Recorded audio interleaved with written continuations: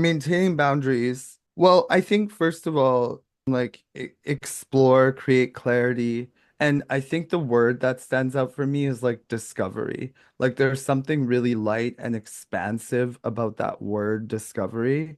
And asking yourself questions like what are your boundaries? Because sometimes we don't even know, right? So it's like, what are your boundaries? And recognize that you may not know what some of those boundaries are till they're poked, touched, crossed. Skill one is self-awareness. And then on the flip side, when we're talking about boundaries, it's communication, right? Like we have to communicate these things. So know what they are in your own mind first. And then once you're clear in your mind, you then can express those to the people. Mm. So obviously don't assume. Talk about the things we just described of the respective definitions, check in with each other, and remember that it is easy for feelings to change. One thing I like about checking in with each other is we're not leading anybody on, and it just avoids a lot of unnecessary heartbreak. It's interesting because the word boundaries for me always gives me this like feeling of like it's like a wall, like keep it out, but it's like boundaries are also like to teach people how to get close to us as Hmm. well. And I've noticed that usually in my connections, I tend to want more closeness. And I find that